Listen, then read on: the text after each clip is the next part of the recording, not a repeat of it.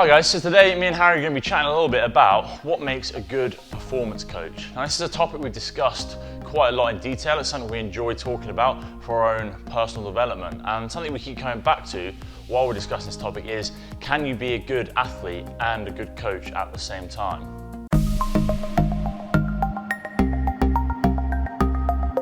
So the first point we're going to talk about, guys, is this idea of being an athlete and a coach. Traditionally in other sports, people would go through a whole lifespan of their athletic career, get to the age of 40, something like that, retire from their sport and then take up coaching. Whereas CrossFit, so being a relatively young sport, people start to become coaches as their athletes. So they're going through these careers at the same time. They're trying to be an athlete and a coach at the same time. So it's a relatively new thing compared to other sports. Get me? Yeah, so like if you think of a few examples of cases like that, I guess if you look at maybe Ben Bergeron, right? He's a CrossFit Games athlete, and he was like, I guess, in like that initial wave of when the sport was getting taken more seriously. He obviously isn't an athlete anymore, but he's only just come away from it, and he is a purist coach now. But for people who are a bit younger than him, like say he were younger, he probably would still be competing. Yeah. It's just the fact that he's like, I don't want to be a master, which is in a lot of cases what people do, and he's moved into coaching as like his next endeavour. Totally. So I guess at this point, is it like, well, I guess you would disagree because you are a young coach, but it's like, should you wait until you've stopped competing to be like, I'm now going to pour all of that competitive energy into my coaching endeavours, but then you're potentially missing out on like development, missing out on years. That word, you're waiting until you stop being an athlete to become a coach, but then you've missed out on years of experience that you could have been learning more about coaching effectively. Yeah, totally. I think that, like it's really good discussion, like you're saying. I think you do gain a lot of experiences when you're an athlete, when you go through that sort of like, you're competing and you go to these events and you maybe say for instance in that example, get to the games, you learn a lot of things. But at the same time, there's no reason you can't get all those experiences when being a coach. I guess it's like, can you do both at the same time? Can you garner those same experiences while you're going through that like that time? I think you can. I think like you and Mike are both good examples of that now. Like you're competing at a relatively high level and you want to compete at a high level, but you are also learning and developing as a coach at the same time because you're putting that effort into the coaching side of things. Yeah. It'd be very easy for you to be like, right, I'm gonna go down the route of trying to train, trying to compete, and then I'm just going to do a bit of coaching on the side, and that coaching sort of like just comes along with, I'm just going to give people the program I'm doing, I'm just going to do them like what I'm learning, instead of like, right, I'm trying to compete, taking my own training very seriously, but that coaching is like a separate entity, like that is something else that you're trying to develop and get better at the same time. So I guess it's whether you choose to make the distinction between the two and separate it. Really discussing this, I think from my point of view is that the person who specialises as a coach earlier is always going to have an advantage over someone who specialises later. And the experience I'll probably draw on this is like, we both went to SIT this year. I was competing on a team and you was in like a coaching role. Now, as far as developing yourself as a coach, like I had the experience, I soaked up the atmosphere, all those kind of things, but you did as well. You were back there with us. The only thing you weren't really doing, the same as us, was stepping out on the floor, but then you then got to see things through a coach's eyes.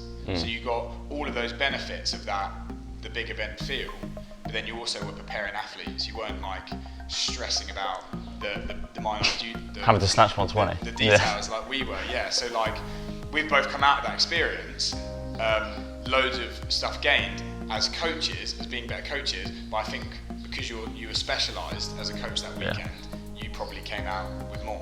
That's a really good point. That's good to say. So now that leads into our second like little topic of discussion, and that is the continuing education sort of side of things. Like we just sort of came to the conclusion, you can be an athlete and a coach at the same time. There's no reason that you're not, but you have to be willing to put the hours into that coaching side of things, not just always assume that what's worked for you has worked for other people. So like us as individuals, like you said, you are competing a lot, that's a goal of yours, but at the same time, I know for a fact you're doing a lot of like research and reading into the coaching side of things and into methodologies of training and like energy systems and all that stuff to better yourself, not just as an athlete, but as a coach as well.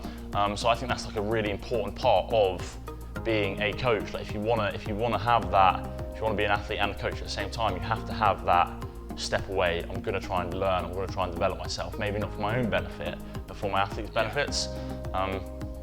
Yeah, so I think that's where like the athlete coach trade-off thing, it can heavily relate on the type of person as well, right? Like we spoke about this the other day when you get some athletes who are like, here's your work, you give it to them, they obviously communicate with their coach about it, and they just go and do the work. They're really hard workers, they're task orientated, and that's what they do.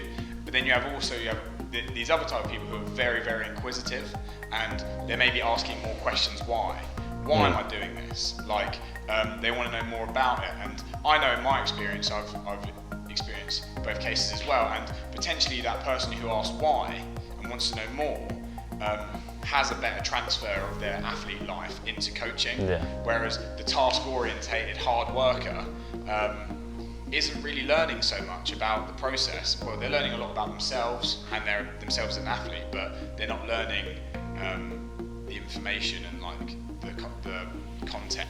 Yeah, totally, and that's not a bad thing by any means. Like if that's what they want to do, if they purely want to focus on competing, that's absolutely fine.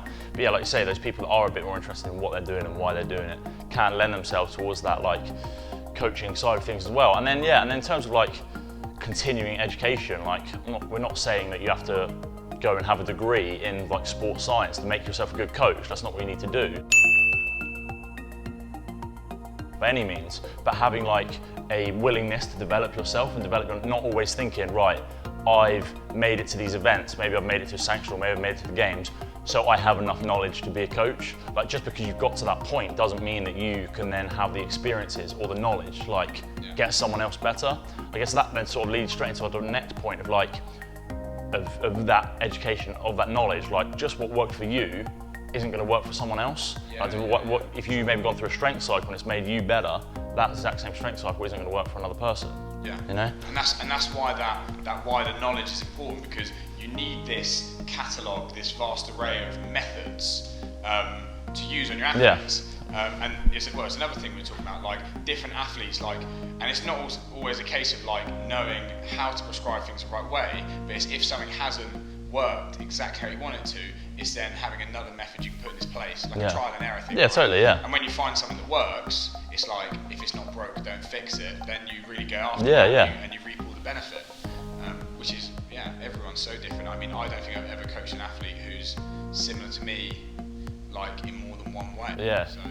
Yeah, I think like you say there, like as much as we like show our athletes getting better and we like to show like our program's doing well, like oftentimes things don't work. Like that's just a part of the learning experience. Like you try something with people and maybe they don't adapt like in the way you want them to, and that's then that ability to like you learn from those mistakes and then you pull on that knowledge that you have of like, okay, if that didn't work, what is going to work instead? Let's try this, instead of just being like, oh, that didn't work, they didn't eat enough, they didn't sleep enough, they didn't do this, instead of like evaluating your own program and be like, okay, I need to change my methods. What I actually think is a really interesting thing though as well is that if you are a competitive athlete, you don't want to take risks with your training. You always want to do what you think is going to be bang on the right thing. Yeah. So it actually doesn't give you as much freedom to try things as if you weren't. So like, say you compared us two, right? You train and you're very serious, like you probably train just as much as me. But you're in a position where you'd be much more comfortable trying something because you're like, I'm interested in this, I want to see its practical application. So you do it, you try it. Whereas for me it's like, if you try something for 12 weeks and it goes wrong, it's like, I just try out my athletes. But like, you kind of understand. Yeah, no, totally, yeah. You get to experiment, you get to try things, whereas the athlete is like, these things need to be dialed in. So I guess it leads into like a last point then, which will be this whole idea of like putting the athlete first, or the athlete you're coaching first, wanting them to be better than you in a sense. Like if you're programming an athlete and you end up doing the same workouts and your athlete starts beating you in workouts, that should be a good thing. That should be something you really want as a coach, and it shows that they're developing. I guess if that starts to affect you a little bit, you're a bit like, oh, that's annoying in that sense. Maybe that again shows that you're not really putting everything into that person. Well, maybe your personality is just not aligned to being, just doesn't suit you, because you're just so competitively driven that you can't remove the two. It's like a professional person. Yeah. But yeah, like I was saying, my association with that is interesting because Helen obviously is one of my athletes that I coach, but then also when it comes to the performance piece at the end of the week, we do that together, Yeah. and we are so competitive with it. And obviously I want to see her do well. Yeah. But then in that way it works well because I want to see her get the best result possible, but I obviously at the same time want to beat her. So all that does is push me up. Push you, yeah. Rather than me being like, oh, I hope this doesn't go quite well for us.